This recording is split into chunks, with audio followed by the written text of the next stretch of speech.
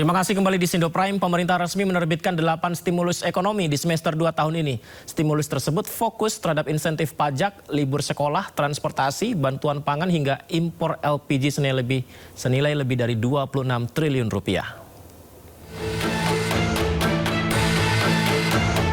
Di tengah ketidakpastian global yang masih berlanjut, pemerintah memberikan paket stimulus ekonomi semester 2 di 2026. Stimulus ekonomi senilai 26,34 triliun rupiah tersebut terbagi ke dalam 3 pilar utama dengan 8 program insentif strategis untuk periode Juli hingga Desember 2026. 8 stimulus strategis ini mulai dari stimulus pajak penulis, insentif transportasi libur sekolah, insentif Nataru, insentif impor LPG dan bahan baku plastik, hingga bantuan pangan. Berikut 8 stimulus ekonomi di semester 2 2026 ini.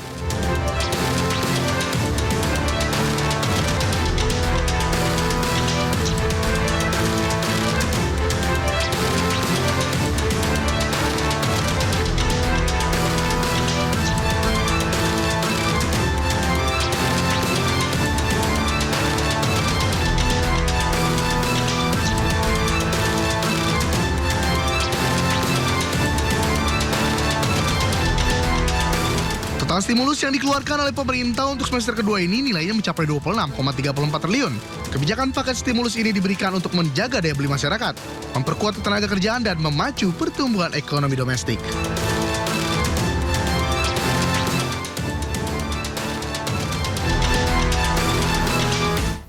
BPI dan Antara akan melakukan perombakan besar-besaran kawasan Gelora Bung Karno. Nantinya kawasan GBK akan jadi sebagai pusat sport tourism dan menjadi pusat pertumbuhan ekonomi baru. BPI dan Antara akan melakukan perombakan besar-besaran kawasan Gelora Bung Karno usai pemerintah resmi mengambil alih pengelolaan Hotel Sultan di kawasan GBK. CEO BPI dan Antara Rosan Roslani mengatakan pihaknya akan melakukan perombakan besar-besaran kawasan GBK tersebut. Rencananya GBK akan dijadikan kawasan pusat sport tourism dan menjadi pusat pertumbuhan ekonomi baru. Dan Antara juga berpeluang merobohkan Hotel Sultan yang selama ini dikelola oleh PT Indo Wilco.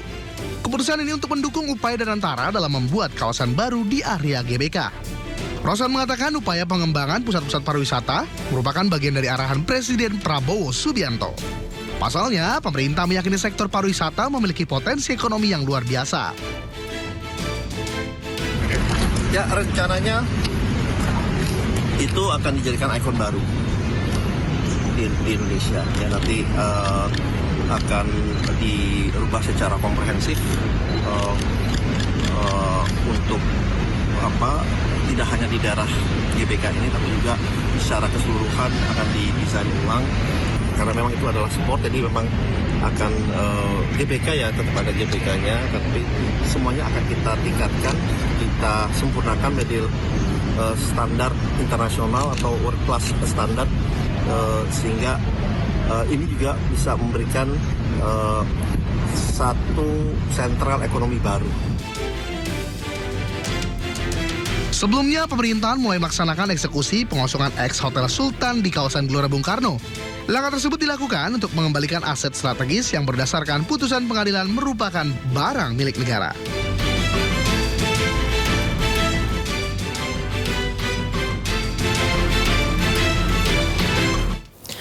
Ya, ngomong-ngomong soal ekonomi, pemirsa, gelaran Pekan Raya Jakarta dalam rangka HUT DKI Jakarta ke-499 menjadi ajang penting menggulirkan roda perekonomian daerah. Nah, untuk mengetahui situasi di sana, kami sudah terhubung dengan Berliana Mileni langsung di Arena PRJ Kemayoran, Jakarta. Berliana, malam ini seperti apa di sana keseruannya, Berliana?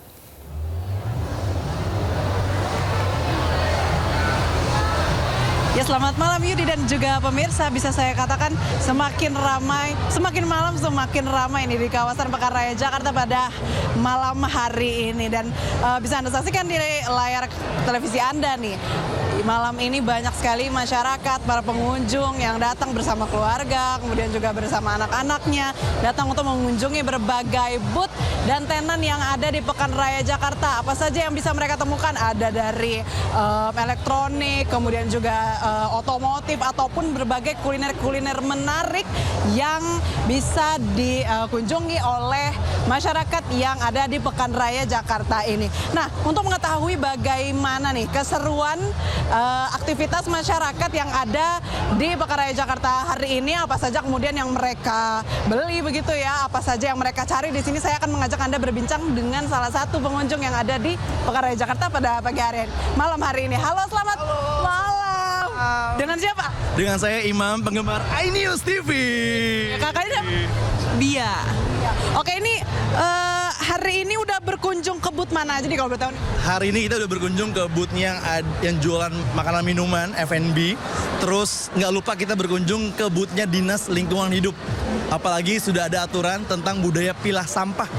Ya, itu kita senang banget ya bahwa DLH bersama stakeholder lainnya dan Plastic Pay mengedukasi agar masyarakat DKI Jakarta mau pilah sampah. Kita sebagai warga Jakarta nggak cuma hadir belanja, tapi kita belajar untuk budaya pilah sampah. Nah, ini salah satunya produk yang kita beli adalah terbuat dari 4 botol plastik ini. Tara! Ini yang dibeli tadi ya berarti ya? Ya, betul, di booth DLH DKI.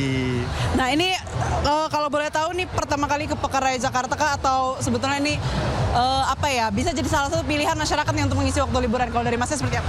Yes, kalau menurut kami ya, kami senang banget. Kita tepuk tangan dulu buat DKI Jakarta. Jadi ini yang kelima kali kita datang ke Jakarta Fair. Jakarta Fair. Seru banget, ada banyak insight, belanja-belanjaan seru, promo-promo seru. Tapi ingat, kita harus bijak kelola sampah pasca kita belanja. Poinnya itu. Betul sekali. Berarti setelah ini mau kemana lagi nih? Setelah ini kita mau ngeborong produk-produk yang menjadi prioritas kebutuhan. Bukan karena keinginan ya, tapi kebutuhan. Betul, bukan karena keinginan tapi kebutuhan. Nah, itu yang harus di-note nih sama masyarakat. Betul. Kak Aiman, see you. Aku kangen. Aku fans banget sama Kak Aiman Wicaksono. Love you. Oke Mas, terima kasih banyak ya. Semoga happy-happy terus ya. Oke, itu dia pemirsa tadi keseruan ya, tadi datang ke Dinas Lingkungan Hidup untuk juga berpartisipasi untuk pilah-pilih sampah. Nah, selain pilah-pilih sampah dan booth-booth lainnya, apa aja yang bisa dikunjungi? Salah satunya adalah booth otomotif yang digelar oleh Sindonius Autotech yang ada di Hall D2 nomor 57. Jadi bagi masyarakat yang tertarik dunia otomotif dan ingin mengulik berbagai informasi mengenai otomotif, ini bisa langsung datang di Hall D2 nomor 57 booth Autotech Sindonius. Sementara kembali ke Anda, Yudi. Baik, terima kasih. Tapi tadi salamnya buat Mas Aiman ya. Kalau buat Yudi dari Berli mungkin ya. Terima kasih Berli. Selamat bertugas kembali. Sampai jumpa. Ya, informasi berikutnya, pemirsa, Presiden Prabowo Subianto meresmikan pembangunan jalan daerah sepanjang 1.151 km yang tersebar di 37 provinsi di seluruh Indonesia. Pembangunan jalan daerah merupakan langkah strategis untuk memperkuat konektivitas nasional dan mendorong pertumbuhan ekonomi rakyat hingga ke pelosok desa.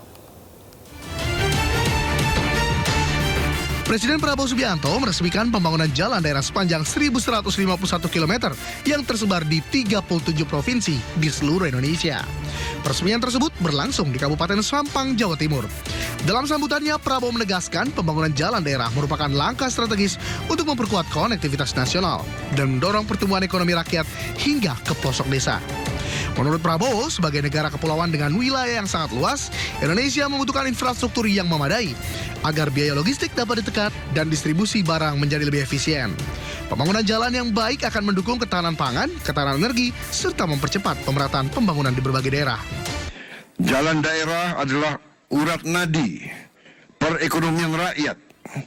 Melalui jalan-jalan inilah hasil panen petani, hasil kebun, hasil perikanan, dan berbagai produk masyarakat dapat bergerak dari desa menuju pasar, pusat distribusi, kawasan industri, dan sebaliknya.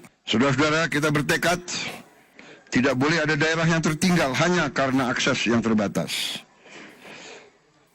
Kita harus turunkan biaya logistik untuk seluruh rakyat dan perekonomian kita. Prabowo memastikan pemerintah akan terus meningkatkan alokasi pembangunan infrastruktur daerah hingga ke tingkat desa pada tahun-tahun mendatang. Dan mengajak seluruh pemerintah daerah untuk menjaga dan memanfaatkan infrastruktur yang telah dibangun dengan sebaik-baiknya. Tim Liputan IDX Channel.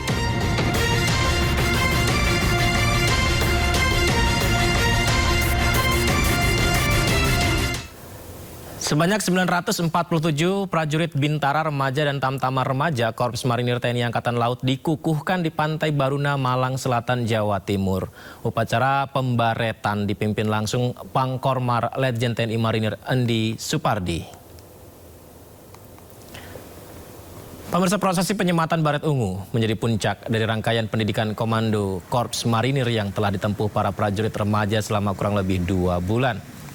Para prajurit petarung terlebih dahulu digembleng melalui 5 tahap pendidikan komando yang meliputi dasar komando, kelautan, hutan gunung, perang gerilya, serta lawan gerilya.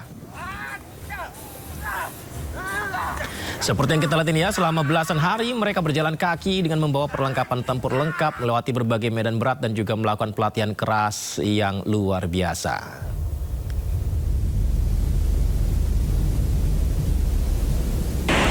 Harap jadi prajurit-prajurit yang tangguh, prajurit-prajurit yang tidak cengeng, prajurit-prajurit yang profesional, siap ditempatkan di mana saja, dalam kondisi apapun. Naluri tempurnya betul-betul tumbuh dalam dadanya atau dalam jiwanya. Dengan tetap sebagai ciri khas Korps Marinir adalah prajurit yang humanis.